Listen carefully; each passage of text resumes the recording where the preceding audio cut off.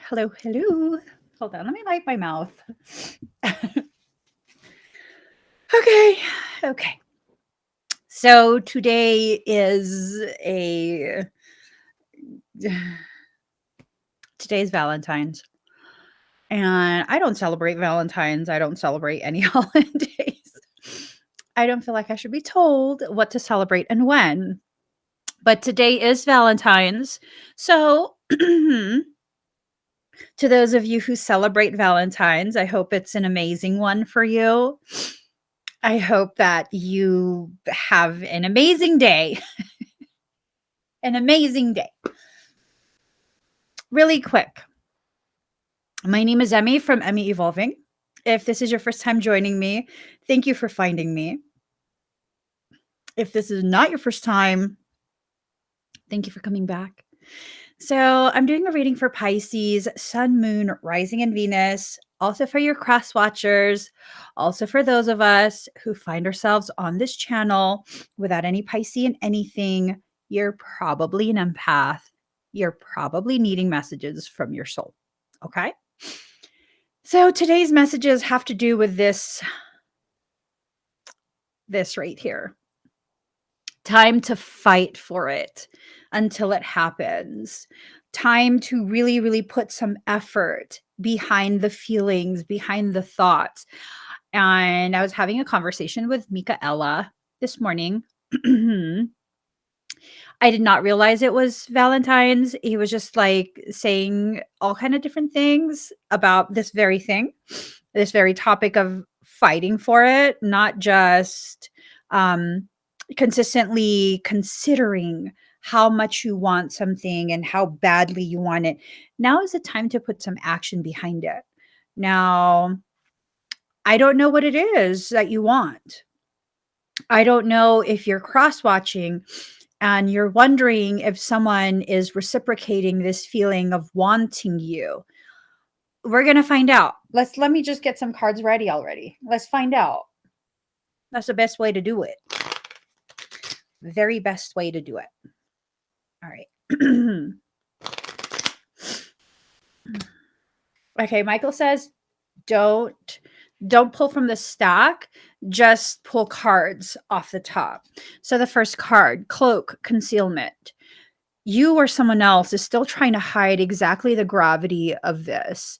Whatever this connection is, whatever it is whoever is trying to hide. In order to hide it, you have to walk away. You know that, right? In order to continue to hide this, you have to walk away. But it's feeling like this person, whether it's you or someone else, is no longer willing to walk away, is just like biding time. Ooh, that's creepy. Kind of. They're biding time. They're just waiting for the opportunity to come forward. 88% at 804.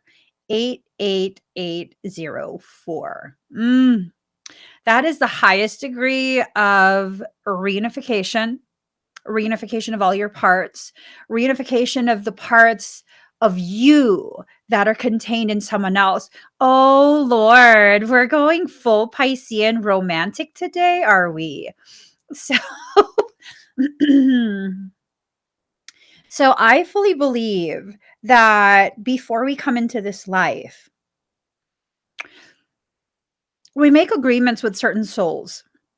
Now, these are not like demonic agreements. These are like soul family, friends of your soul. And you guys make these plans together.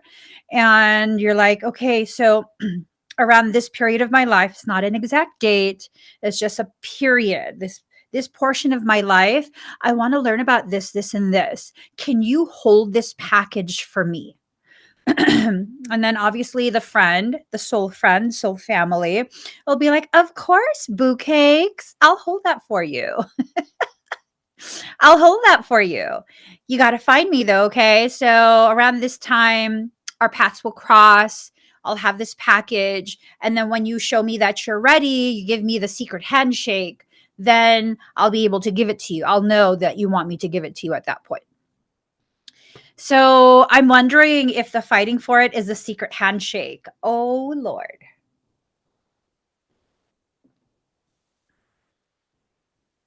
Someone's about to give you the secret handshake so you could give them the package. Or is it the other way around? They have the package of learning for you. And you just have to give them the secret handshake so that way they can know that you're ready to retrieve, to receive this part of you that they have been holding. I believe you come into this life as a whole person. I'll be really honest. I believe you come into this life as a whole person. No, you don't have the other half of you missing. That's a BS teaching from my perspective, from my personal point of view. Um, I do believe that people could potentially be holding parts of you in your lessons. They're not the other half of you, but they might hold a large portion of the lessons you're supposed to learn in this life. So I'm thinking this person for you is extremely important. Now, it's Valentine's. I was going to say, remove all the romance from it. Okay, it's Valentine's. Do we want to do a romantic aspect to this? Michael says, just say it. For quite a few of you, this person wants you in a romantic way as well. Okay? They want you in the most romantic way possible. As my husband tells me, he wants me on a bed of lettuce, naked. Al will eat that bed of lettuce. They want you in that way. Okay, maybe you are able to compartmentalize, or maybe they are able to compartmentalize. But there is that romantic aspect to it where they really want to pursue you in that way. I don't know if you're available or not. Maybe you're not.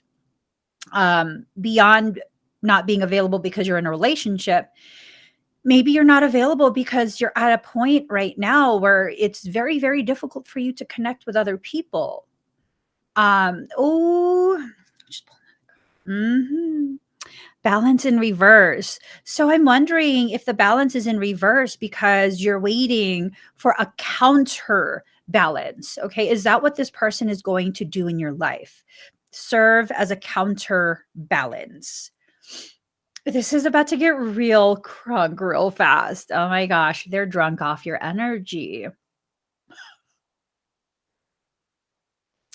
Can you blame them though? You're pretty fabulous. You are. You're pretty fabulous. It's almost like I get like this feeling of like being in the same body as whoever this is and just like sniffing like oh my god, you just like oh you're the everything to this person. Oh, this is not going to be good if you're not available because this is a type of fixation that they're not going to be able to let this go very easily. Okay.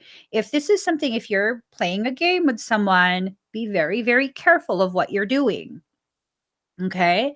You carry within you the type of energy that really can penetrate very, very deeply. Very, very deeply. When you are able to do that, um, and I don't know that you're trying to play a game with someone though. You represent something so profound for this person.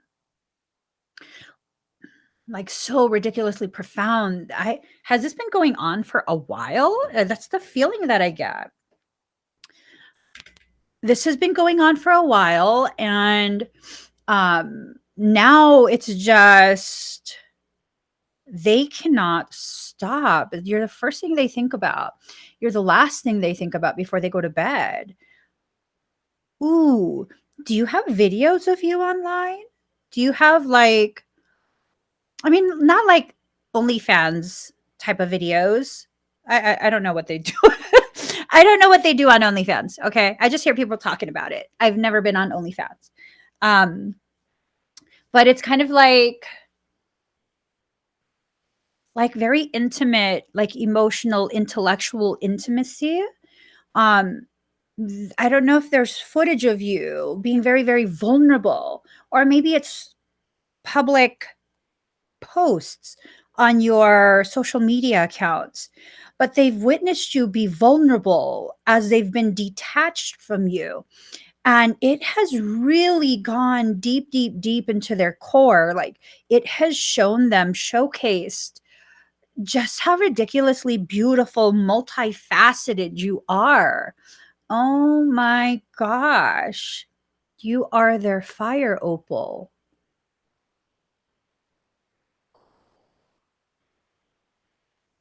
The gravity of that.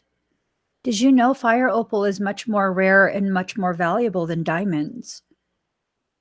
People don't realize this because they're not told that fire opals carry this type of value. And that's like the perfect analogy because, first and foremost, until that fire opal is polished and cut, you don't really know what you're working with. You don't. It looks like a clump of rock, like, mud, even. And it can only be truly cultivated by someone who understands the value and the intricacies of cutting and polishing a fire opal. It's not a solid thing. They're just bars of beautiful fiery energy. And it's this thing of that's how you present to them, like bars of this fiery, beautiful, extremely valuable existence that maybe they didn't realize was there until recently. They have so been pining away for you. Oh my god. I almost feel bad for them, to be honest. I almost feel bad for them. Almost. But I'm gonna stay out of that business, okay? I'm just gonna not insert myself there. So respect. They're learning to cultivate a respect for all the different directions that you face, all the different points of interest, all the different points of existence. They are lighting a candle and holding that space and hoping that one day you realize you are one of the same. You guys come from the same fire, burn in the same way, is what I hear. Ooh, this is just some romantic obsession, is it not? You come from the same fire and burn in the same way. Oh my God, that kind of makes me feel something. Ooh, oh my goodness. So, I just want to clarify really quick, just looking at the comments. This is not someone who's toxic. If you're experiencing so much different toxicity, I'm pretty sure this reading will not resonate for you. Please don't try and force it to resonate, or that is not the person that this reading is for. I don't sense any type of toxicity in this energy. And I'm seeing there in the comments about someone's family telling the person about everything you do, and that you think they have cameras on your, yeah, no, that's not who it is. This reading is most likely not for you. Okay, I want to make very, very clear, this is why I don't like doing romantic type readings, because then people who are not actually discerning the information, meaning not just blindly accepting as part of their truth everything I'm saying, um I, that can be real ugly real fast. Okay, this is not someone who has been beyond disrespectful. Okay, this is not someone who has tried to take ownership, who has staked a claim into you and is doing really questionable stuff. No, no, no, no, no, no. This energy is an extremely beautiful energy. It feels almost like the type of masculine that I've spoken about before, the rise of that divine masculine. Divine masculines are those who have entered into the adulthood of their journey, and they're working on a fear of vulnerability. They're working on connectivity. They're working also on recognizing the importance of that sacred feminine in their lives. This is someone who is connected to their intuition, who is respectful, who is not just an aesthetic. They didn't get their spiritual F Boy starter pack. Amazon primed it to their house within 24 hours. No, none of that. This is not someone who exhibits toxic masculinity at all. At all. Um, this is a very sacred thing, very, very sacred connection. And it needs to be properly, um, it needs to be properly recognized for what it actually is, which is the polar opposite of what a lot of people have experienced in relationships and twin flame, quote unquote, twin flame connections. I promise you, y'all, that quote unquote twin flame is probably not your twin flame. Okay. And that's probably someone that you mislabeled. And it's okay. It's okay if you mislabel them, but it's time to let that go and move forward because it's trapping you in cycles of pain. This is someone who has never intentionally hurt or harmed you. Like, part of the reason why over the years, my perception of a specific individual who could possibly be my twin ray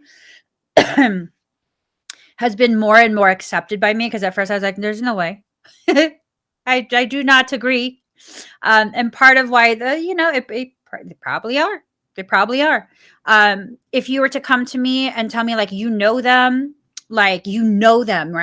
You've known them, you grew up together, and you tell me like they're going to hurt you, I'd be like, no, they wouldn't. No. Nothing about their energy tells me that they want to intentionally hurt me, hurt my feelings, or even disrespect me. Like, no, that doesn't resonate at all. And it's not me being in denial. It's me like recognizing nothing in their energy tells me they're going to ever want or choose to harm me intentionally. So, yeah, unless that's what you feel for the person that you've identified as your quote unquote twin flame, it's probably not the person. That doesn't mean, you know, I'd never have my feelings hurt. They're going through their own thing. I'm going through my own thing. If there is a conflict or misalignment of perception and expectation, then one of us is going to get our feelings hurt, right? But is that intentional? No, never. Never. That's what I know about twins, the reality of twins. They would never intentionally. Okay. If you have someone who consistently disregards your feelings, your emotions, how their decisions and actions will affect you, that's not a twin flame. That's just not. That's not. But if you want to choose to believe that, you're absolutely free to believe that.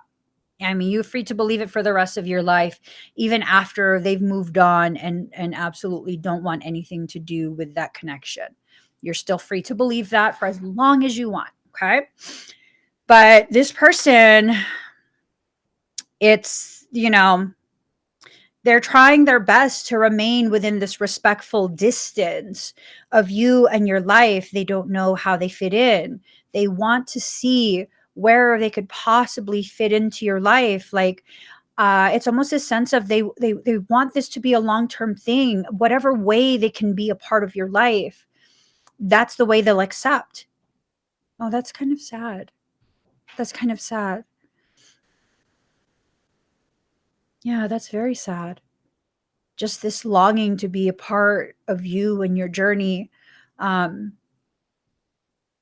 and then Michael, like, it's almost like this visual, but I'm not seeing anything. I'm feeling it, a playing out of the feelings. And it's this thing of like, I don't know how I would continue to even try and survive outside of your presence at this point. Like, they are so painfully aware of the role you play in their development. Now is not the time to punish people. If they hurt your feelings before, if this is someone you already know in this life, um, they're in a place of vulnerability. They really, really are. Um, please don't punish them for that. They didn't know any better before. I'm not trying to make excuses for anyone. I'm just asking you to please take the highest level of dignity and compassion you can reach and apply it to everything in your life during this period. Um, and just see how your life blossoms when you do that. It's like taking um, pellets of plant food and sprinkling it through your garden and allowing it to do what it does, which is support growth, support the development of the plants. Some types of plant food will encourage blossoming and blooming. Other types of plant food will support the growth of fruits and veggies and all sorts of different things. So I think for all involved, now is a perfect time for you to kind of take a step back from what your expectations were, what your perception is, and really just allow yourself to ripen in your process of understanding you and the way you function. This is a time where someone is being tasked to fight for what they actually want. I don't think this fight involves disrespecting boundaries though. That's why it feels like it's something really beautiful. Y'all know I'm very like, I'm totally not the one to be playing with when it comes to like disrespecting my marriage, disrespecting my husband. Like I'm so not the one. I'm so not the one. I will verbally circumcise you. You try and slip into my DMs being disrespectful. I'll verbally circumcise you. I'm just saying. That's graphic, isn't it? That's how deeply and strongly I feel about creating a boundary that keeps interlopers outside of what I have built for myself with someone that I really, really love. And I don't like to entertain people's BS. I don't like to entertain people's, inappropriate interest. That's just not the kind of person that I am. And for me to have this stance, it's very significant. Those of you who have known me for quite some time, you know that this is a very, very significant shift in my perception and my stance in what I'm communicating. There's a very significant shift. Do not use this period to sharpen your daggers using their flesh. Don't do that. Don't. You don't have to entertain the interest if you don't want to, but don't use it as an opportunity to go for the kill, right? Like that's just not necessary. It's not. So this is a period where you're going to be gifted with an opportunity to either evolve or remain. I love that quote. Let me get it for you guys. Excuse me. Or Remain by Craig Crippen. All right, here it is. You are being presented with a choice: evolve or remain. If you choose to remain unchanged, you will be presented with the same challenges, the same routine, the same storms, the same situations until you learn from them, until you love yourself enough to say no more, until you choose change. If you choose to evolve, you will connect with the strength within you. You will explore what lies outside the comfort zone. You will awaken to love. You will become. You will be. You have everything you need. Choose to evolve. Choose love. And I think that's what's happening right now is someone is choosing their evolution. Sometimes in that process, there is a requirement for involution for the sake of evolution, this diving deep into the self, going to the areas where they've never allowed other people to swim, allowing themselves to enter into a depth that everyone else will feel pretty much choked by that pressure. Because the deeper you go, the more the pressure. And it seems as though they're realizing not only can you meet them at that depth, not only can you go deeper than that, they're realizing that's where you live. You live in a depth that they crave to return to.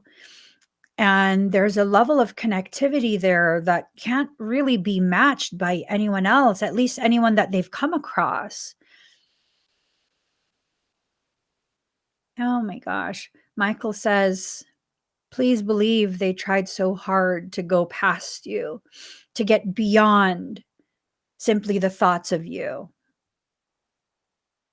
So you're not obligated to get into a relationship with this person, first and foremost. You can create boundaries within the expectations like, hey, just going to be very honest here. Not interested in a romantic relationship. Like, if you want to, excuse me, get to know each other and you want me to be in your life to help support you and encourage you as someone who is part of your support system, then, by all means, sure. But at no point are you being told right now or ever that you belong to someone else, that you have to choose someone else, and that you have no other options but to be in a relationship with this someone else. No, you are free to choose. This reading is about the recognition that everything this person has chosen has always returned them back to you, has returned them back to thinking about you, considering you, wondering how you are. Just, uh, this is one hell of a third party circumstance if you're in a relationship. This is one hell of a third party circumstance. Anytime there's three, it always results in one person being very, very hurt at the end of it. That's intense. That's intense. I don't know. Awakening in reverse. Oh, wow. It's almost like they don't want to be awake or you don't want to be awake. You would rather sleep and continue to be able to freely dream of a life that's lived with them. Oh, is that what it is? So it said that there are 12 echoes of your echo. There are 12 echoes, mirrors, reflections of your essence that exist concurrently with this one. So there's 12, right? Um, I'm wondering if in that dream time you're not actually dreaming, if you're like super resonating with this. I'm wondering if you're going, you're disconnecting from your body and entering into a different realm of existence, like an alternate reality, an alternate existence, one where you're in that divine union with each other. Oh my gosh. Is that what they're picking up on? Are they doing that? Are they the one that's entering into that space where they feel what? Oh no. Oh my gosh. Oh my God. I must share. Once upon a time, I had the most intense dream. And then, yeah, the dream was I was house hunting with someone, with a specific individual. We were looking for houses to buy, to live in, because we had made a decision to like get married and start a family. And it was like the weirdest dream. And then I remember like I should have been happy. Like this was such a beautiful, beautiful start of like a lifelong journey together. But then I wasn't happy. Just felt so sad. I felt so sad because it wasn't my husband that I was creating this life with. And I remember feeling this like just a hollowness from the base of my throat all the way to my pelvic floor, like just an emptiness inside me where it felt like this is not who I'm supposed to be with. Like, as much as this person loves me, this is like I wanted someone else. And then I woke up and I realized I was not sleeping. That's an alternate reality that I entered into. And it was like, oh my God, I would be so sad. Oh no. Oh no. Yeah. Yeah, and, it was this thing of, I'm exactly where I need to be, where I'm at my most happiest, and I'm wondering if this person has been tapping into alternate realities that the 2 of you, managed to work things out and have lived, together so beautifully and have made plans together and all of these different things. Um, I'm just a firm believer that life unfolds in the way that it's meant to in this lifetime and this identity. It just does. And when your expectations are misaligned with the reality of what you're in this particular life to learn, it creates a sense of painfulness, painful separation, painful existence, just so much hurt. I really hope that something in this reading will help whoever is really resonating and really hurting to that degree. I hope that this will help you gain some sort of insight that will help to reestablish internal peace for you. We can't force anyone to be in a relationship with you or even to leave you alone. Trust me, I've tried. There are like several individuals who is such a prolonged period at this point. I'm just like, I don't even care if you freaking stalk me. I don't even care if you watch every single video and pine away. That's on you. Who cares? We can't control other people in that way. So it's time to kind of just choose now whatever it is you need to move forward in your life in the most peaceful, most dignified, most compassionate way. For whoever this is, I feel like they feel I want to be careful how I word this. I feel like they feel they need to at least try try and see how it will be like to be in your presence for a prolonged period, to consider what you need and what you want, not necessarily to be, your whipping boy or whipping girl, but to kind of just open up that experience to that of friendship and and just being a part of your life. Um I don't see anything wrong with that. I don't I see how that could potentially be something where they're kind of just sitting and waiting around to see if their presence will kind of encourage you to um, choose to see them as more than just a friend. But that's a choice that you make, though, isn't it? Isn't it? So it's not a bad thing. It's just not a bad thing. It's just a thing, right? If that's what they're there for, um, that's on them. Here, okay, so this is I came to this realization, right? When I was a lot younger, like a lot younger, late teens, um, all of my friends were guys because that was a period where I couldn't resonate with other females. I felt like they just didn't like me, which a lot of females seem to have a weird feeling towards me. I don't know what it is. So I've felt that most of my life. So I've just stayed very quiet around other females.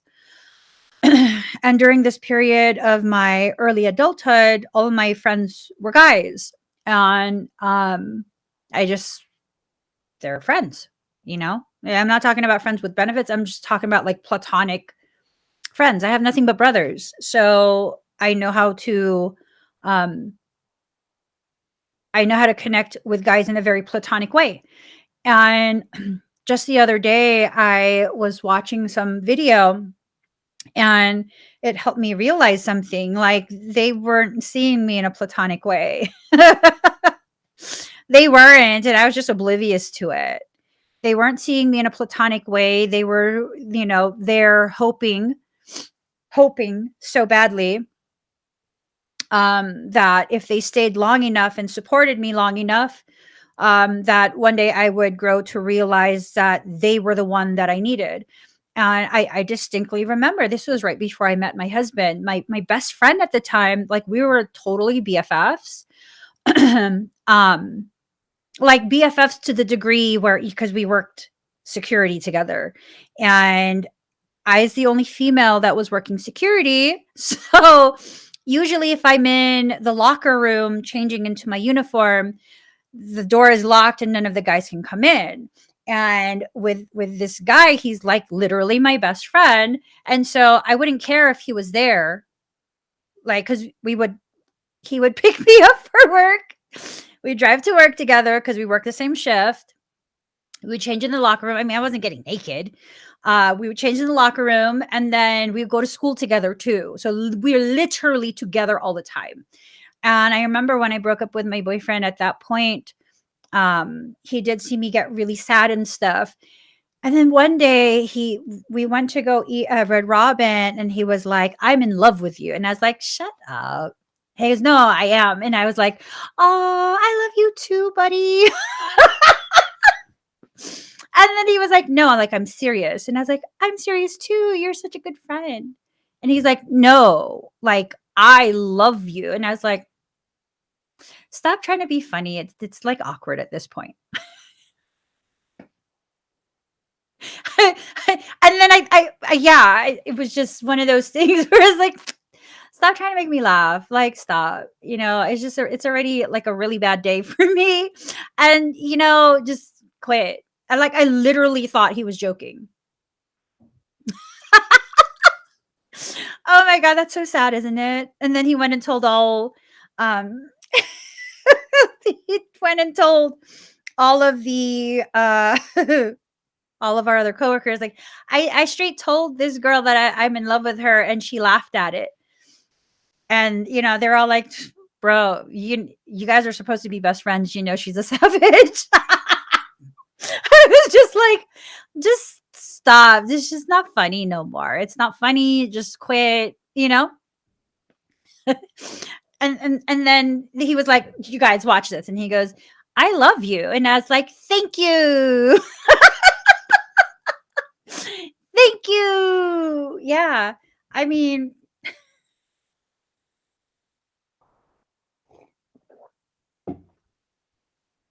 so, I don't know if this person just wants to be your BFF because they're hoping for an opportunity to change your mind, but that's your mind to change or not change. That's up to you. Okay. But don't use this as an opportunity to like eviscerate somebody. They're in a place of extreme vulnerability. Don't. If it's something where you see it playing out in that way, where like clearly they're just looking for that opportunity to convince you of something else, then, have a grown up conversation about it. Let them know, like, I don't think I want to be friends. I feel awkward. Oh, it was so sad. That friendship crashed and burned when I vomited in his car. I turned around and I vomited in the back seat. I was in the front seat. I vomited in the back seat. Oh Lord.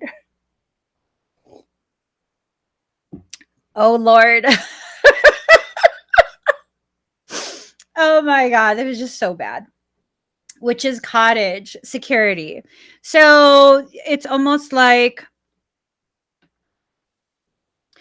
they see you as home for their soul, and they're just seeking to secure their part, their place, in your life. Okay. It really truly feels as though they just genuinely want to be a part of your life. They don't want to be separate from you. They want to be able to communicate. um See, that's the thing. I feel like Pisceans, especially empaths as well, but especially Pisceans, we have this ability to really deflect a lot of the truth of people.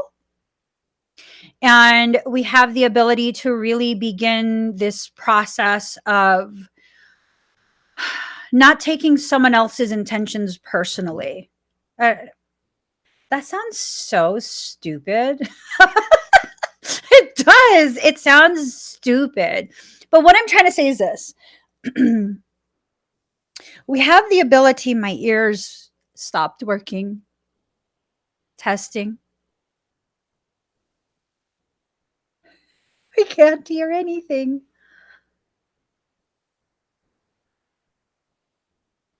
Okay. So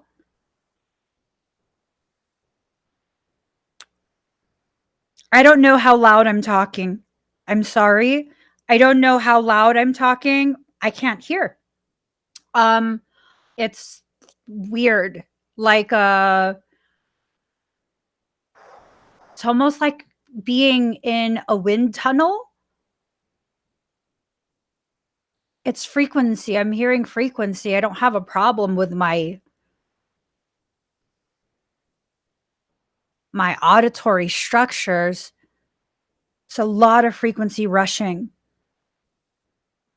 Mm, I don't know how loud I'm talking, okay? It's crazy though. It doesn't hurt. It's almost, and then like a shifting, like equilibrium is being affected. There's an intake, an influx of frequency, and it's causing like a shifting, tectonic type shifting. And it's rising up, it's creating an increase in frequency.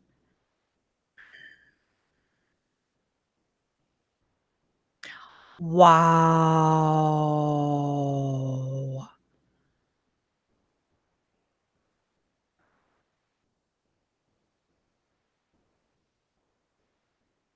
Okay. Okay, it's starting to subside. My eyeballs feel like they're rocking in their sockets. It's okay.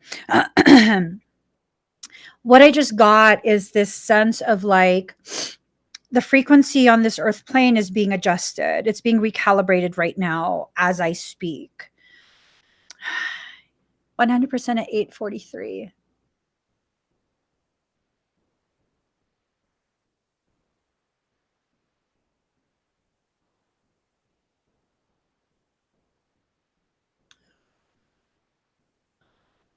Eight is a point of merger. This point where two separate existences, seen as spheres, are able to come together, merge, creating a Pisces vesica. The Pisces vesica being the very structuring that allows for the rebirth of a connectivity. Four is a number of the self. This is what's happening for you, to you. And then three is the number of a solid foundation, like something just shifted to allow for those divine pairs who are intended, destined to be divine pairs in like actively in each other's lives. Something was just shifted to allow that to happen. I would not be surprised if there's been an earthquake somewhere. I don't typically experience earthquakes in that way. I do experience earthquakes far, far away from me in some different way. I am aware, but no, this is something else. This type of magnitude of internal shift. If you read, I believe it was either the Kybalion or the Emerald Tablets, when the master awakens, the world will shift.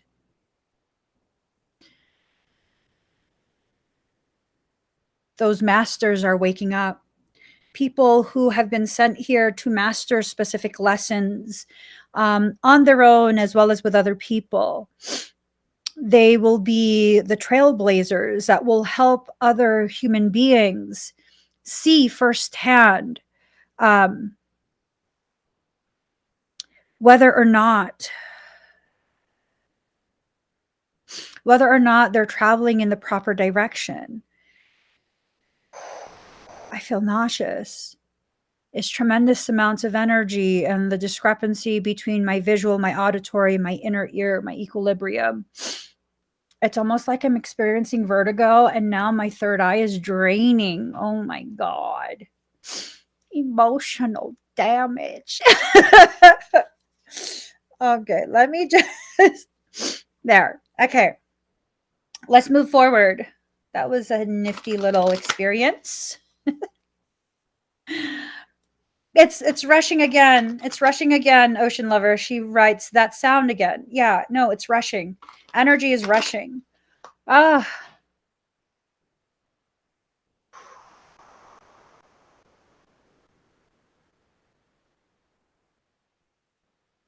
it's not a sound tunnel.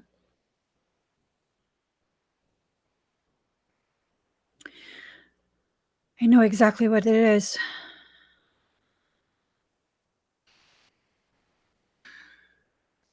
It's the sound of life sustaining fluids rushing through an umbilical cord.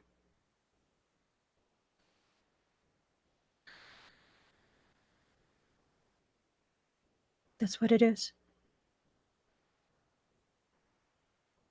That's what it is.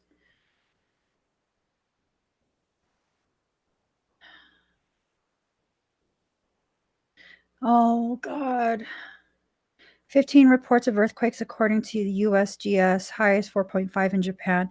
It's the Mariana Trench. I don't want to talk about this on a live stream, a public live stream. For those who are part of the soulsanctuary.love membership, I will go ahead and do a member exclusive chat about this type of thing. I've been getting messages over the weekend about specific things for today that I kind of wanted to ignore just because, like, these are difficult topics to talk about. But I definitely am willing to talk about it, just not on a public forum like this. If you'd like to be part of that conversation, it will probably need to be this evening. Let me just check my schedule really quick. It will probably need to be sometime around this evening or tomorrow after the live stream, because I'll be doing the podcast tomorrow, Soul Sanctuary podcast. Let me see. Yeah. And with that, we can talk about this in depth, like really in depth. If you'd like to join that membership, you can. The soulsanctuary.love is where you go. The soulsanctuary.love. Okay. But yeah,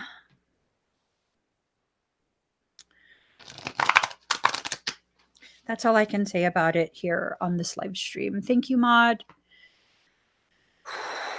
It's a lot. It's a lot.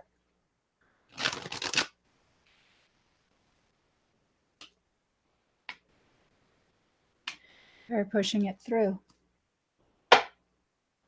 This is something unavoidable, okay? You cannot escape this. They're pushing it through with aggression, with fire. When I say they, I'm talking about your higher selves, you and another person's higher selves. So creation is basically like, have you ever seen those kinetic balls that they have at doctors' offices where you take one ball and you swing it and it hits like maybe four other balls and then it transfers that kinetic energy to the final ball on the other side, which then swings and then slides back and transfers kinetic energy to the other ball again. It's like that. That swing of that pendulum has gone to the farthest possible place it can. And it was like that dip, that momentary dip in the Schumann resonance is like that moment of suspension before it wildly swings back and that kinetic boom, boom, boom, boom, boom before it hits that other ball. You and this other person are the two balls on the end, one end and the other end. And all of these people that stand between you, it's like boom, it just transfers all the energy and hits the same thing. There's no difference how many balls are in between. That energy, that connectivity will continue to transfer between the two of you. And the more people you put in between you, the more people are affected and will feel it. But that energy will always transfer from one end to the other. So, Card number 41. All right. North Node, life's purpose. The purpose of our lives is to be happy. The North Node points out the best areas for us to direct our talents and our wills. It shows the area of gifts. It represents destiny. It's directly opposed to the South Node, which is much more serious and restrictive. The way this destined interaction is going to take place is highly contingent on how you choose to experience it. The details will be chosen by you. The connectivity, however, that's you can't choose that. For some, okay, so here goes, okay? I'll explain something. Maybe this is what we can talk about tomorrow if you guys want. There's two types of contracts, two primary. There's quite a few different types, but two primary.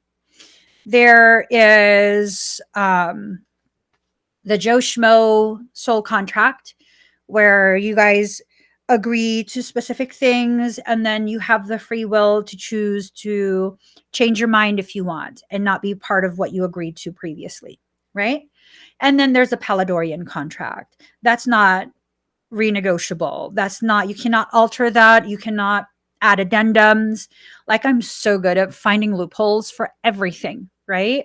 That's one of my superpowers. This is ridiculous. Anyways, so I was trying to find loopholes for this. There's none. I found so many different loopholes for other types of contracts. You can write addendums. Addendums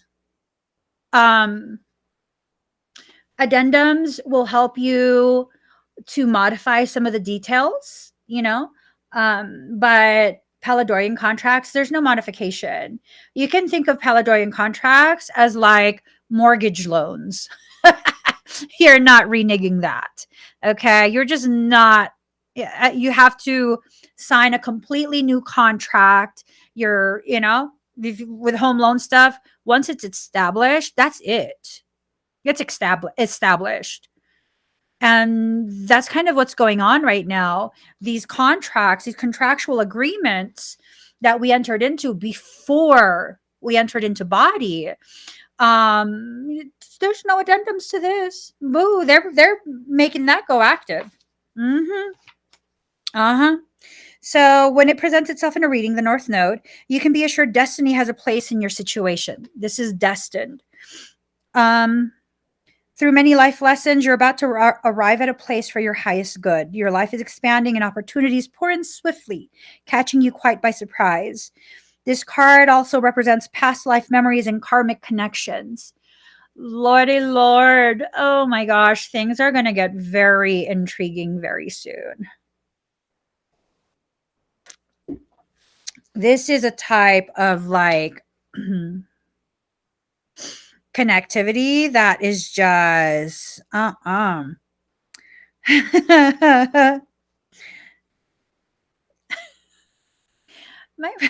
brother be too much.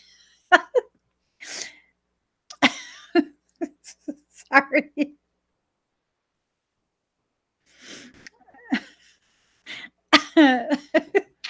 Anyways, you may meet people whom you've known over many past lives, perhaps in a soul family where bonds form very quickly.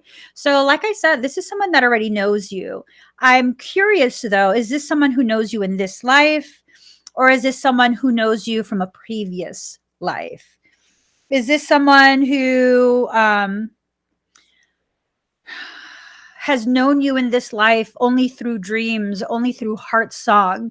Like, they've felt you, they know you exist, they don't know who you are, but they know you exist. They know, they crave your presence. They know. Like, for example, for some of you, we've had these conversations in private, conversations of, how did you find me? Were you feeling as though you needed to find someone and you were thinking as like some romantic thing, like you're looking for someone? You're just, your heart and your soul just craves to find this person, whoever it is, like you just need to find them. And then one day you came across one of my videos, and now you're here. And that whole feeling of craving someone, needing to find a specific person and you don't know who it is, that's gone. But here you are, like family, existing in the same space, very comfortably, like you found home. And maybe there's still someone that you need to find. I don't know, but you're not really pressed to look for anyone at this point. You're kind of just like, no, I mean, right now I'm kind of listening to something. Right now I'm doing something, and I'm not interested in that. Like, keep going. I mean, keep going. Like, what are you talking about? You know? It's kind of like that, where to some degree, for some of you, not everyone, of course, but for some of you, you were looking for someone. And obviously, you're probably going to make this assumption of like, oh my gosh, it's probably my soulmate, the person I'm supposed to be in a romantic relationship with for the rest of my life. Lo and behold, what you were looking for was your obnoxious auntie, Auntie Emmy. Lo and behold, lo and behold.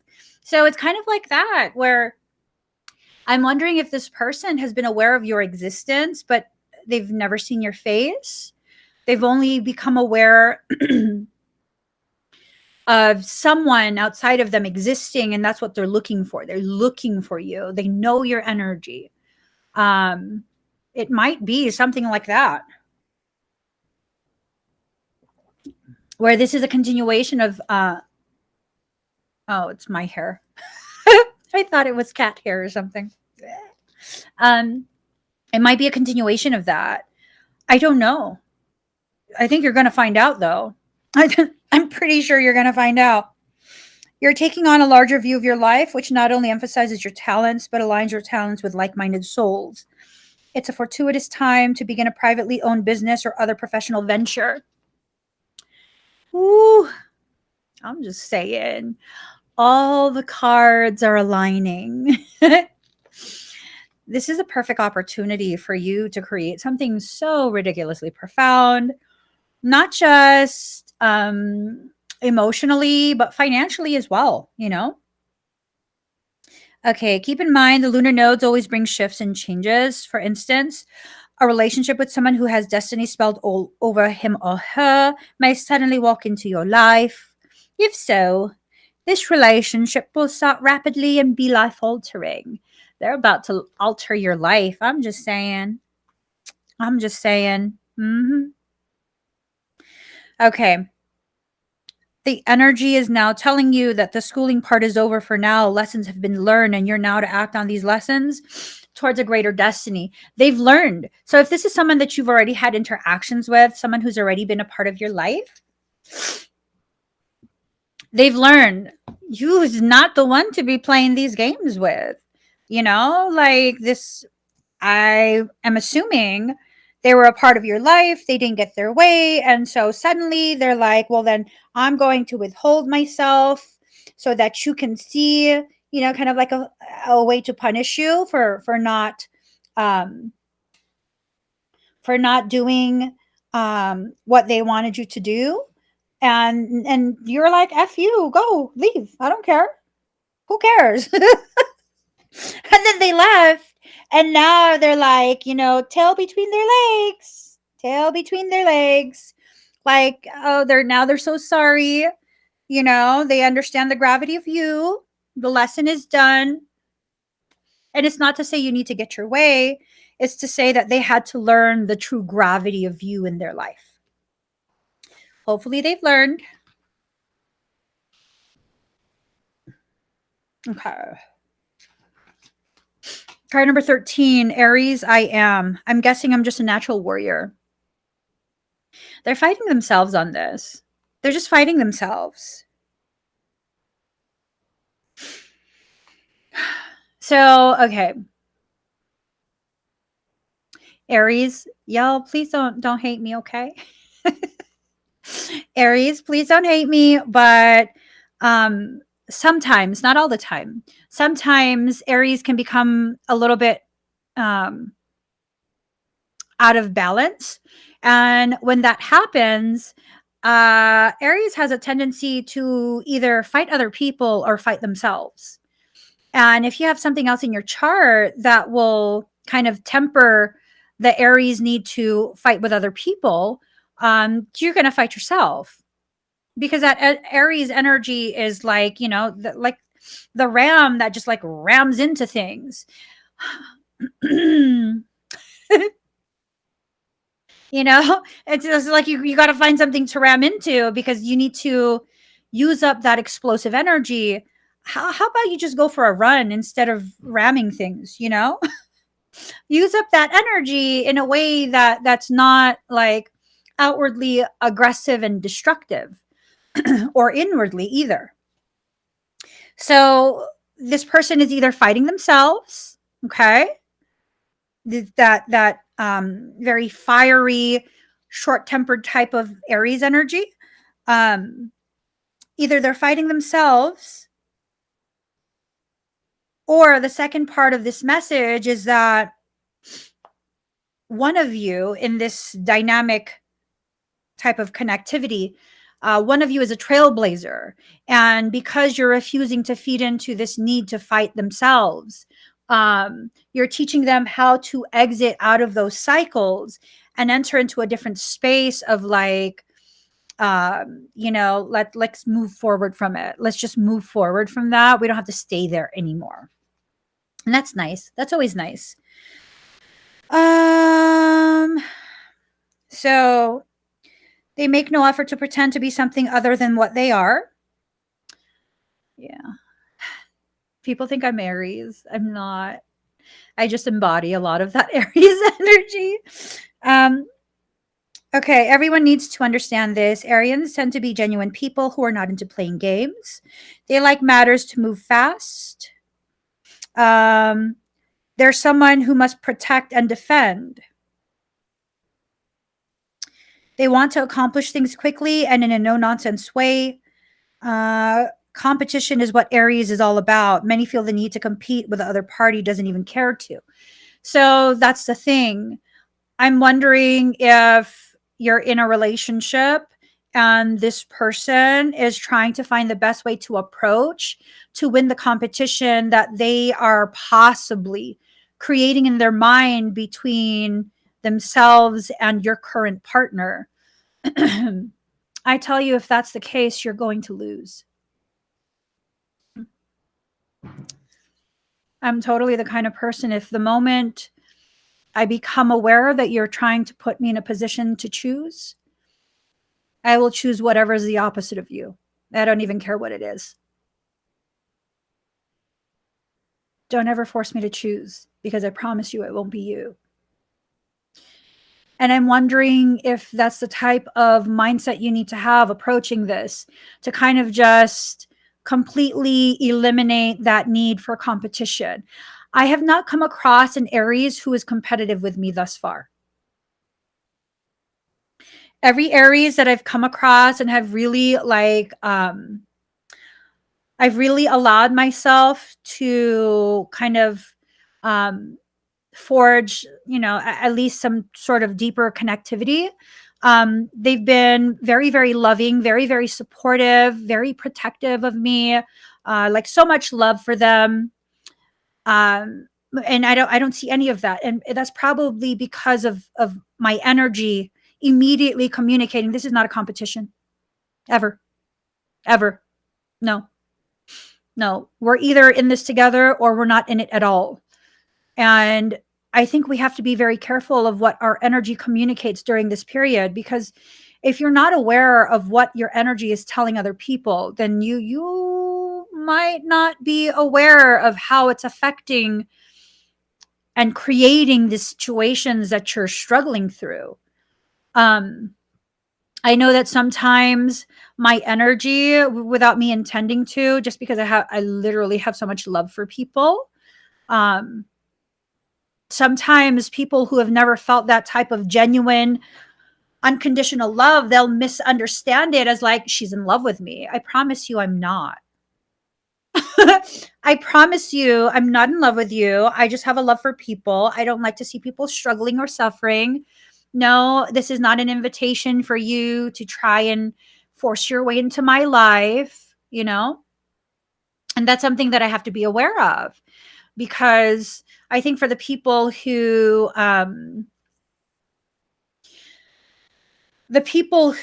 have become very distorted in their expectations of their placement in my life, I think for the first time in their lives, they felt seen and heard, and that caused them to want to own me. You can't own chaos. You can't. You can't. You can only welcome it and release it back into the wild when it so chooses to leave. And I think that's the thing. Um,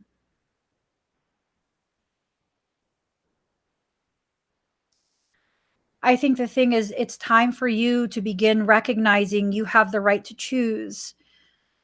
And if you're a wild thing, if you are a wild woman, trying to control you is a deal breaker. It just is.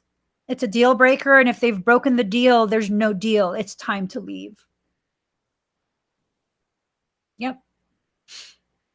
You have to begin really understanding who you are, because your lack of understanding of you is leading to lack of understanding of how other people perceive you, receive you. It's a hard thing to take a good hard look at yourself in the mirror and see that you are the root causation, the starting point of everything you experience in your life. It's not just the negative, it's also the positive. And if you see that your life has been filled with negative experiences lately, you need to begin analyzing so you can shift that. Whatever needs to be shifted. It's not about blame. There's people who might be like, oh my God, I cannot believe her. She's victim shaming. I don't see a victim. That's the thing. I see someone who does not recognize the gravity of their power to co create or full on create the type of experiences that they're not liking. This is about accountability, and not in a negative accusatory sense. This is about accountability so you can return back to your place of sovereign power, and you can consciously choose what you experience based on the causations you select. This is about being a conscious creator of your life. I mean, if people want to stick in that very limited space of like, oh my God, you can't tell me it's my fault. Who was talking about fault? See, that's the problem. That's why you suffer. That's why you suffer. You choose the suffering by continuing with the fault, no fault. That's like this concept of divorce, right? Certain states are a fault state, other states are a no fault state, meaning no fault states, it doesn't matter why you're getting divorced. It's like community property, everything is half down the middle. It doesn't matter. Anything that was acquired during the time of the marriage, it's half down the middle. Okay. A fault state, it's like, if I can prove that you were so horrible to me, that you are the reason it ended, then you can be punished by giving me more stuff than you. But at the end of the day, like, who cares? Who cares? It didn't work. Separate the properties, the assets, and move on. Who cares why it's ending? You want to nitpick about whys and whys and whys. And then what? When you have perfectly divided the blame, you get more blame because you did more bad. Okay, and then what? And then what? What happens after that? How did you benefit from that? How? How did you do? Did it solve your life? Did it create more peace? No. No, it didn't. And some people might be like, well, you just let people get away with things, Emmy. Do I let them get away with things, or do I recognize that's a lesser person's way of keeping me trapped in the same cycles with them so they could continue to feed off of my energy? And so I made an executive decision for me and my life to be like, you know what? I really don't care. I'm out. I'm out. I'm going back to my peace, and you can't stop me. Oh, well, you can't stop me. Hmm. That's it.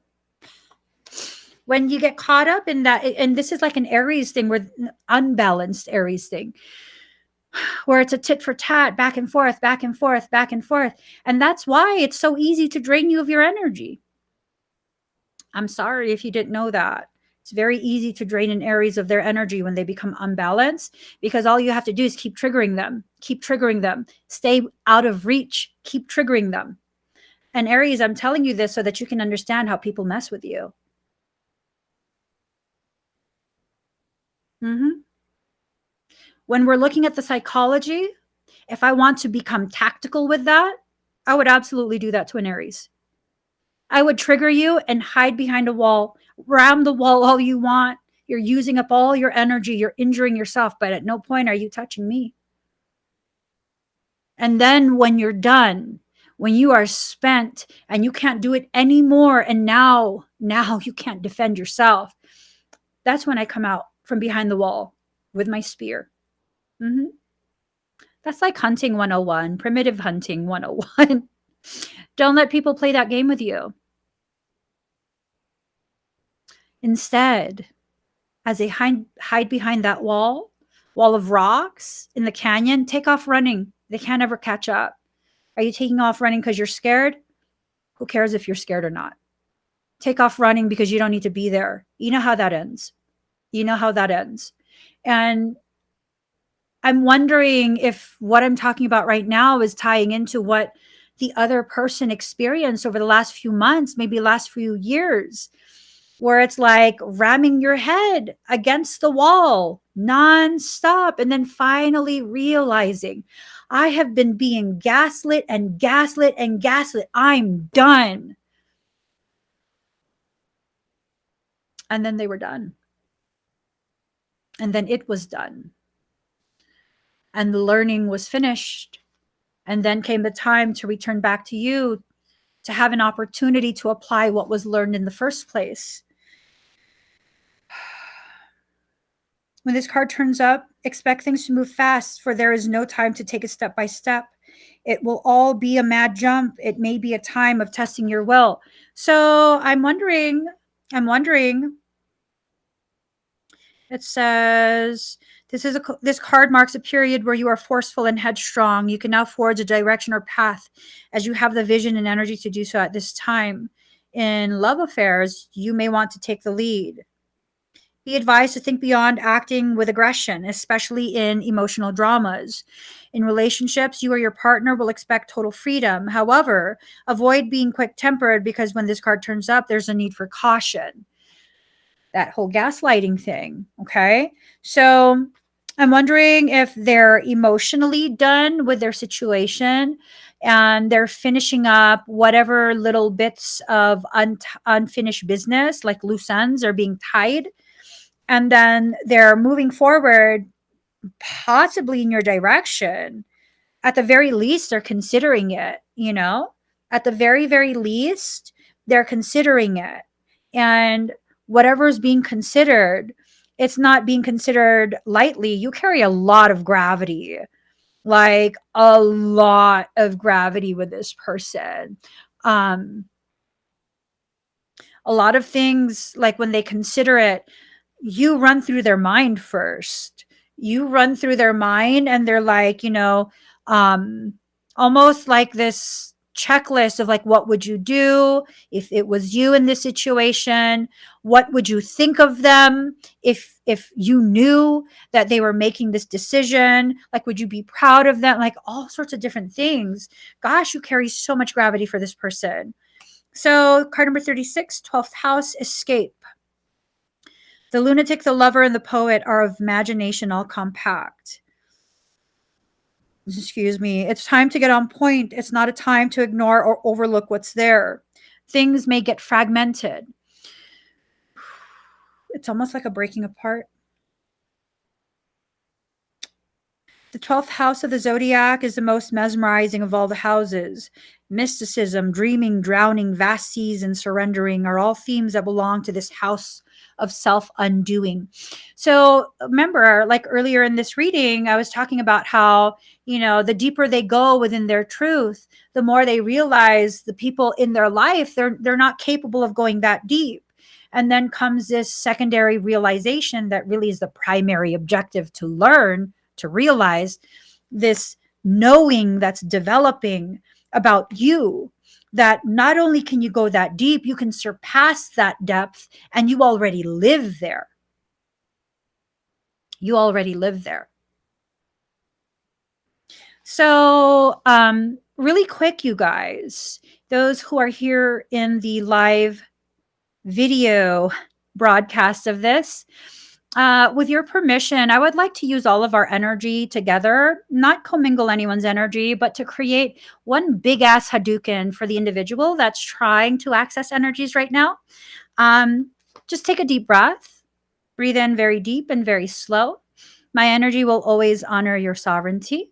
Without permission from your highest self, none of your energy will come from you to add to this big freaking Hadouken. So breathe in deep and slow. For those who know what I'm talking about, activate your AOK. Feel it charging up. The energy is filling this space so beautifully.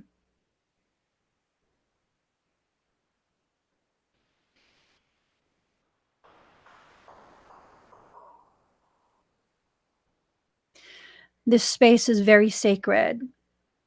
I do not care your identity. You enter this space. This is my sacred space. There are consequences when you attempt to access my people who are under my protection in my sacred space. I bind you. I bind you with rope that cannot be untied. I bind you and may you feel my power. I'm more powerful than you. This is the only show of mercy you will receive from me. You come here again.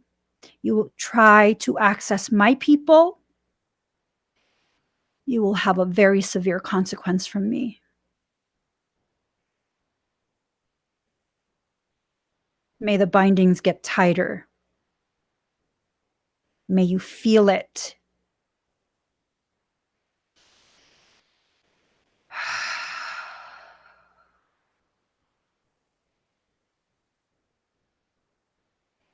Anyone who shares space with me is occupying my sacred space.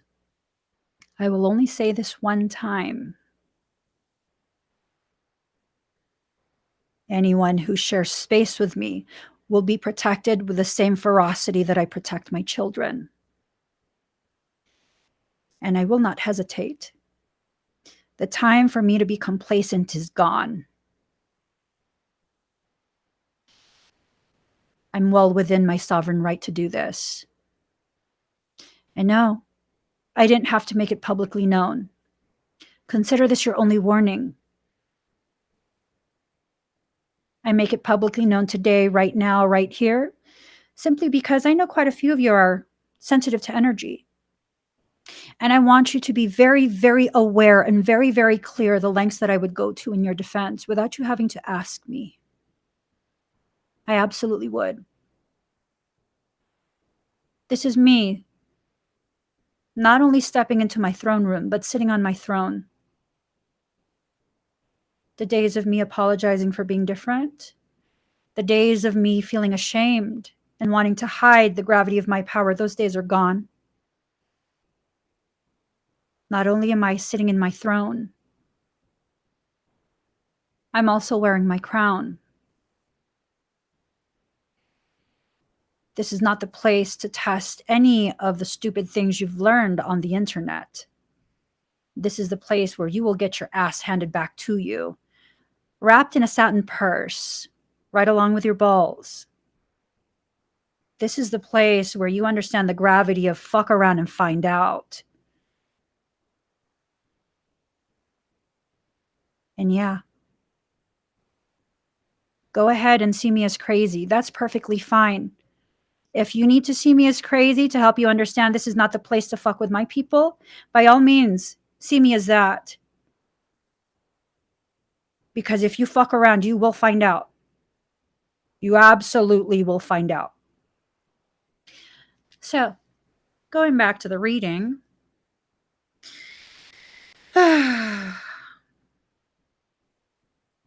Like the sign of Pisces that it rules, the 12th house falls at the end of the zodiac, which indicates a type of passage or rebirth. So, this is a place where you allow yourself to rebirth yourself.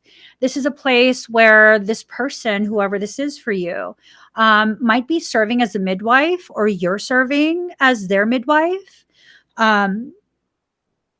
It's just a really intense type of thing. It's also a place in the chart where we lapse in our judgment and make bad choices, just like that individual, you know? Just because you lack the ability to make proper life choices does not mean we need to quietly and very apologetically suffer at your hands. No. No. Not at all. This is not the place for that. Maybe on other channels. By all means, that's not my channel. No. No. There will always be an energetic reaction, either from me, my personal energetic guards, whoever, but there will always be some type of reaction that you cannot control. Not when you F with my family. Anyone who shares space here with me, you are part of my family. You are part of my energetic family. And absolutely, absolutely, I've said this before, you are worth going to war for. And to war I will go. This is not the place where you want to fuck around and find out. Because trust me, what you'll find out is how weak you actually are. It takes a certain type of coward to hide in the comments without even commenting and trying to access people. And here's the thing. A hefty portion of the audience is part of my certification program. K33CP. Start harvesting. If they want to fuck around, you can absolutely help them to find out. You're authorized in this space. When Odin brings a willing volunteer, take them up on the offer. Take them up on the offer. Practice. Okay, so this house contains the meanings of all the signs and planets and all the other houses within it. The 12th house stands for the all, right? Let's see. Oh, this offended me last time. Astrologers refer to the 12th house as the gutter or garbage dump of the zodiac. See, that's the thing. You know, people will see you and they'll see the gentleness of your energy because you choose to be gentle, right? And they'll think that they can get away with all of this and all of that. And can they? Not if you don't want them to. But you have to be careful because of the fact that if you're consistently reacting to something, then they can manipulate that. They can use that trigger, that knowledge of the existence of the trigger, to manipulate you into doing what they want. And some people might be like, but Emmy, you just said that anytime someone comes into this space, there will be a reaction. Yeah. Not necessarily from me. Not necessarily from me.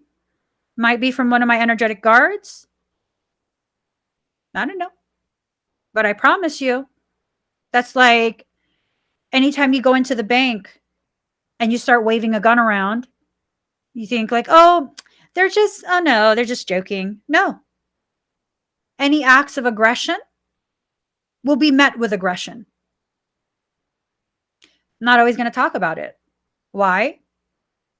Because it's up to me if I want to talk about it or not. but I have an obligation to everyone who shares space with me to make sure that anytime they share space with me, that they are kept safe, that they are aware of the gravity of the ways in which I cherish them and their presence in my life. That's how I love people.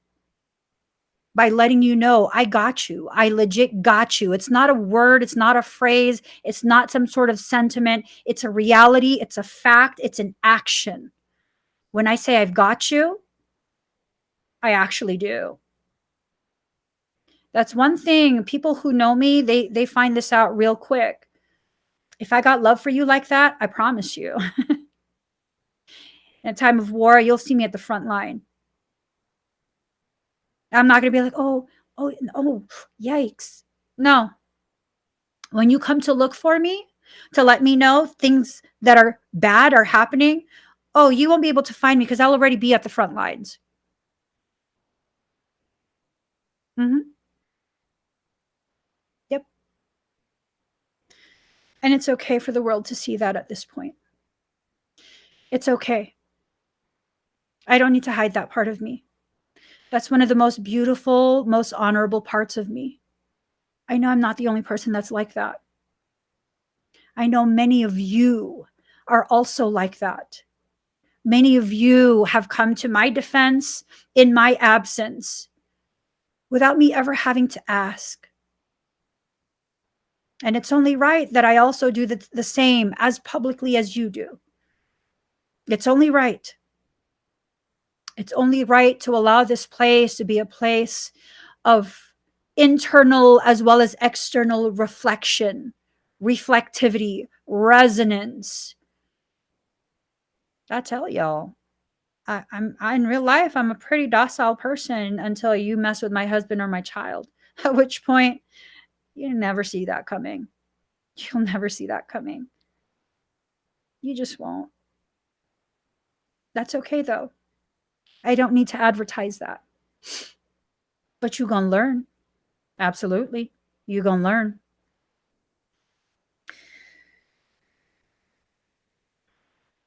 The 12th house offers bliss, spiritual fulfillment, the meeting up with twin flames. It promises of losing yourself in some beautiful other. It might be like trying to hold on to a cloud. Okay, so it promises of losing yourself in some beautiful other. In the same card also means the house of self undoing. So, just sprinkle some salt in that paella. Okay. I'm just saying, I don't know why it's paella, but sprinkle a lot of salt into it. And then it also says the wording with this card is to not look at others for fulfillment or to others to give you your purpose, at least not at the current phase. It's either the incorrect time to attempt this or you're looking to the wrong crowd. Ooh. All is not as it seems. Without information, it's difficult to move forward. The signals you're getting are probably the wrong ones. Mm-hmm. This energy tells us to forget about ourselves and live for others, but this may bring confusion and also peril. It's fear and paranoia. It's a beautiful love. It teaches us to write poetry and understand the messages from the heavenly spheres. The 12 houses inspire us to show great kindness. And sometimes the greatest show of kindness is to let a motherfucker know. I'm just saying, sometimes, ooh, that Cancerian energy in reverse. And no, I'm not talking caca about Cancer. I have Cancer in my chart as well. I'm talking about the upside down vindictiveness of a Cancerian who has been slighted, who feels they've been slighted. There's a lot of stuff going on in the world. Let me get the final card because I'm going to have to get going. Sessions are going to start soon. I've waited 100 years.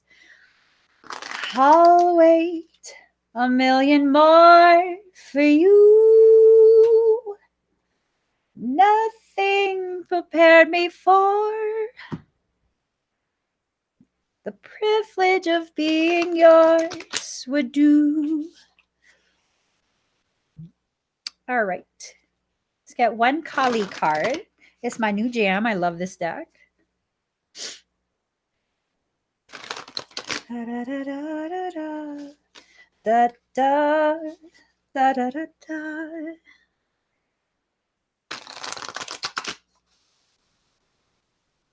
All right. All right. We're going to cut the deck and see what's in the middle.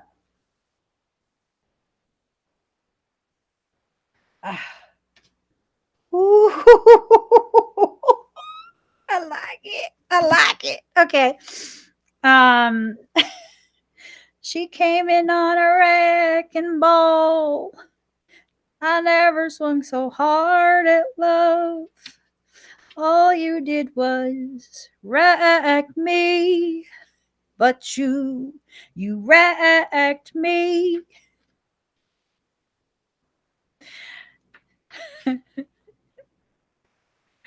Okay. Card number 13, Yuga Shakti. Yuga Shakti. Her timing is fierce with compassionate wisdom. To love her is to honor her greater knowing. She demands the surrender of our futile attempts to control that which is beyond our sphere of understanding, until that pain transforms into the sweet pleasure of release. Even the right thing cannot attain fruition at the wrong time. Oh, that's powerful. I gotta like highlight that.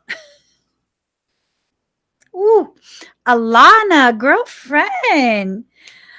Oh, even the right thing cannot attain fruition at the wrong time. Trust her and be shown again and again that her divinely orchestrated workings of time serve you faithfully with love and with grace.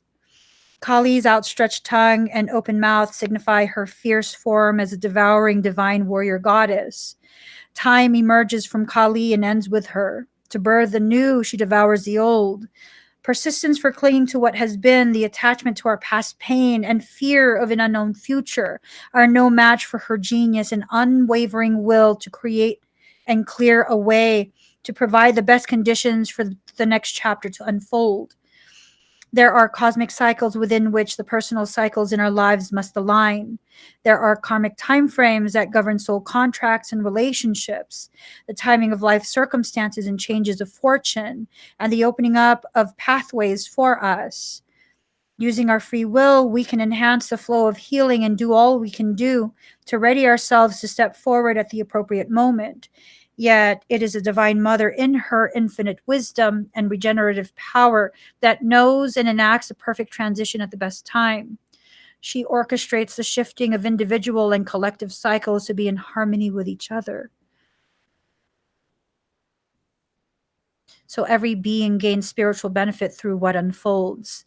The Oracle of Yuga Shakti confirms that you are going to experience considerable change. The timing of this unfoldment is significant.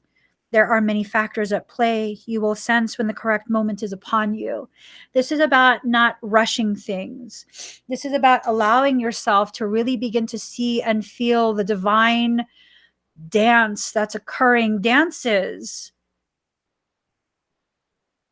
in order for them to feel good to witness. It has to be in time with the rhythm of the song that's being used. If not, it doesn't mean the dance is ugly or bad.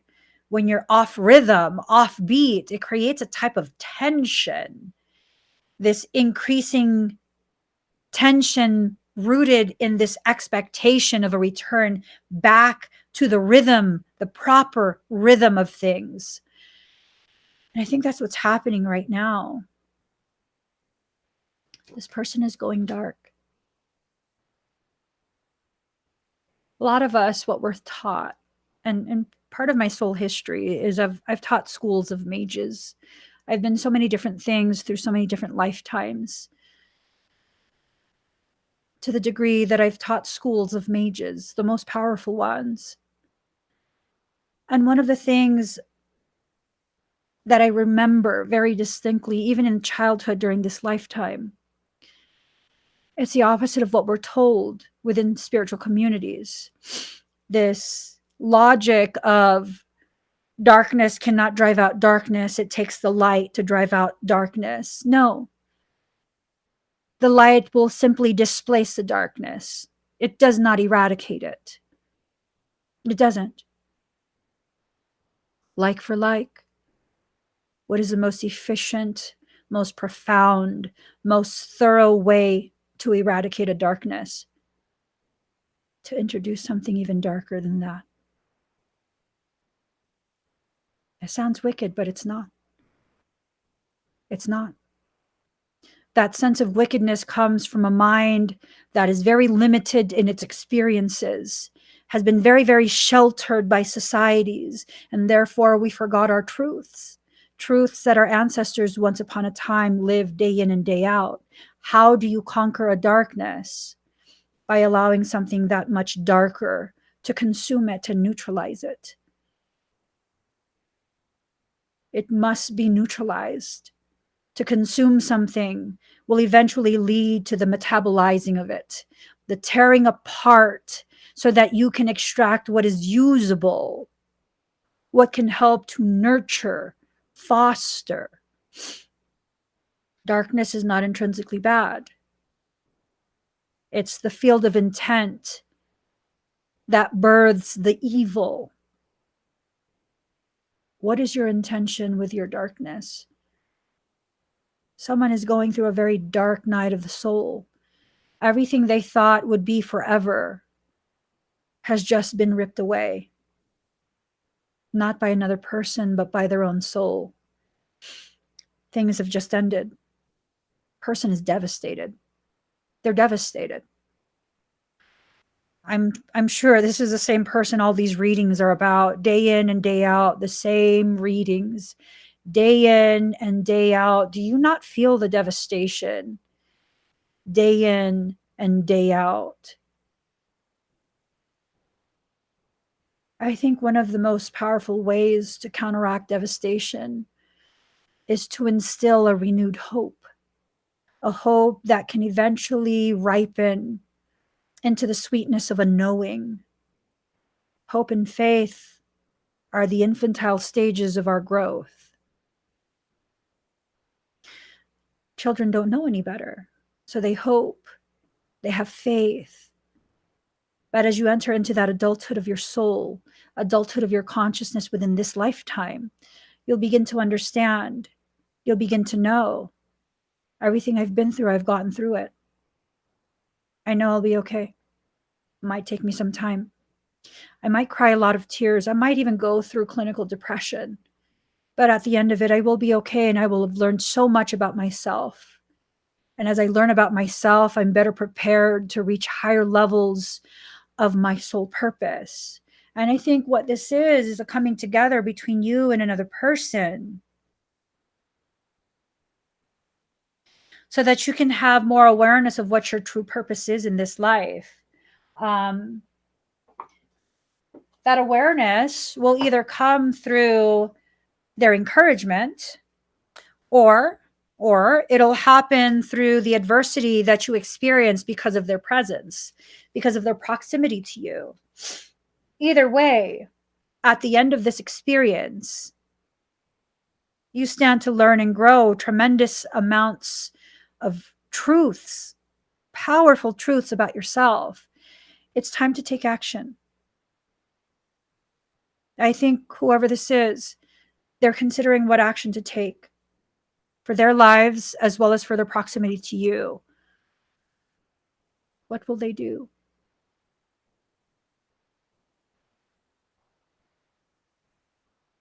I think they've already decided. That's a sense that I get. They've already decided, and it's just this sense of like,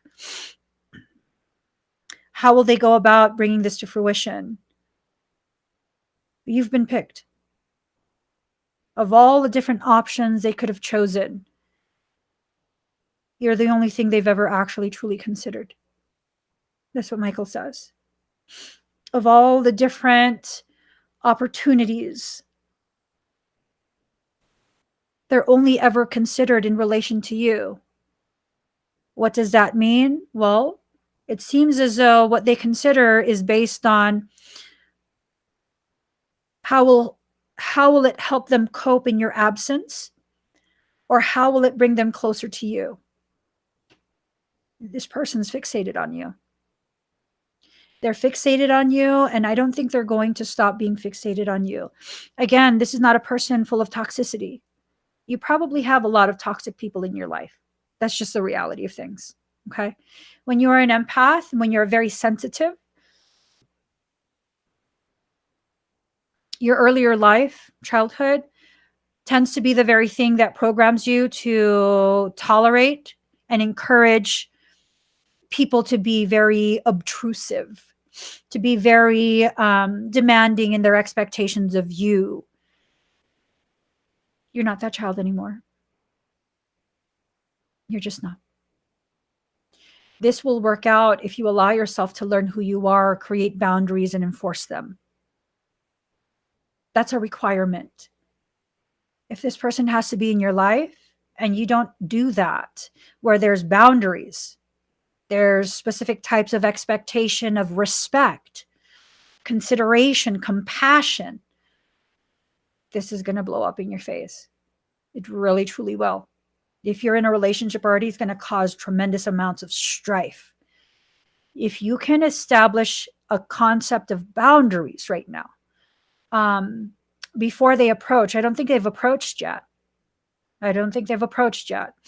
Before they approach,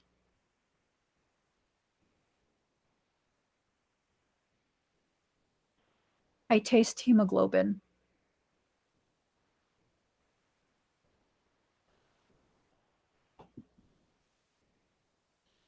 My nose is not bleeding.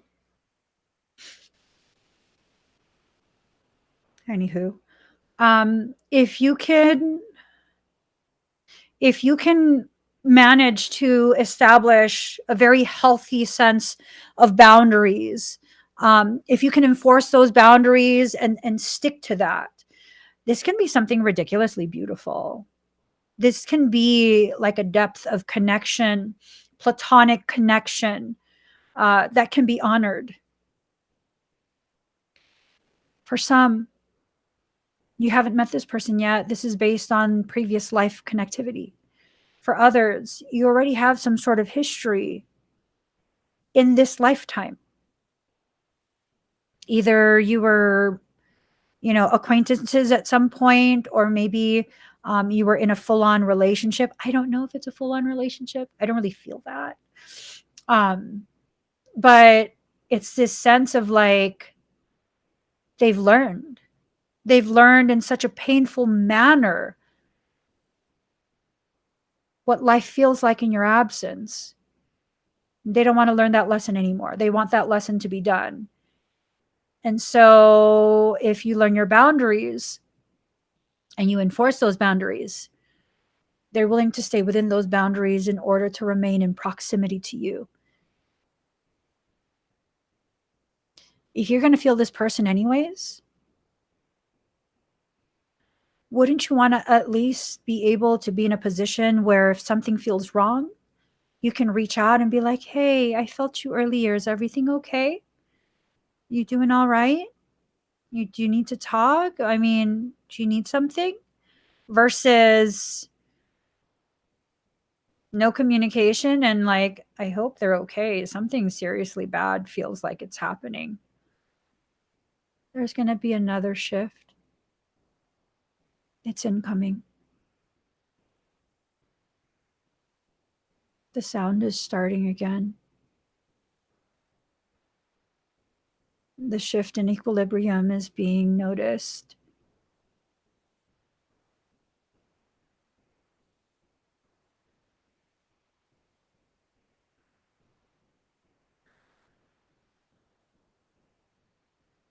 We're all going to be fine.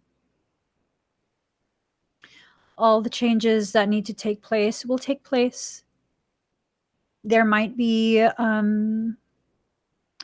some turmoil here and there as we kind of fall into alignment with what our soul is asking us to experience.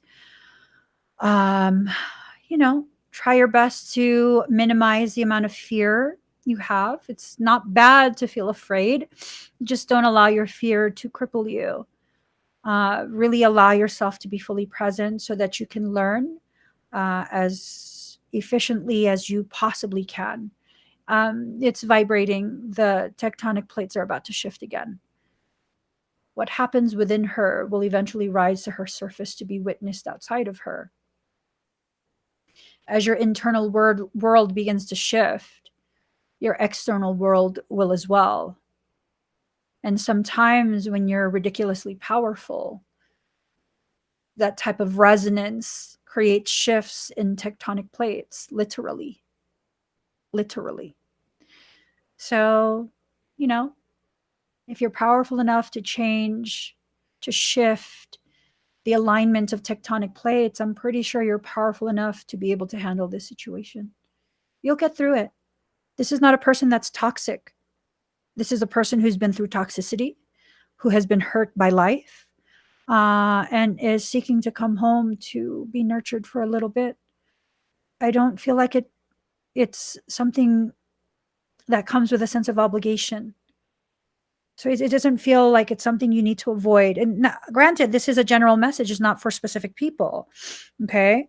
But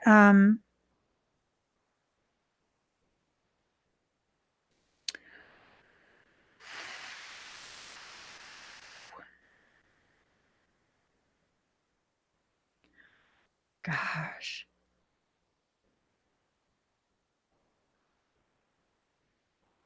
It's just like this sudden realization they're just so in love with you. They're willing to endure whatever as long as it's not away from you. Please be responsible and gentle with that type of power over someone's happiness. Just if that's the only thing you take away from this reading, please let it be that. Be very, very responsible and considerate with having that level of power over someone else's happiness and sense of peace. Help people become whole within themselves once again. Don't be another reason why they feel like they're falling apart. Really rise up to the type of potential you have that's well within your potential. Being something, someone that helps another person to heal. That's so beautiful to be able to do that for someone else. And it's in that gifting of that level of compassion that you in turn are gifted with an opportunity to practice different techniques and approaches that you can one day apply to your own self-healing journey. People think, oh, Emmy gives so much to all of us. What I give to you is me practicing what I will one day give to myself. That type of love and empowerment.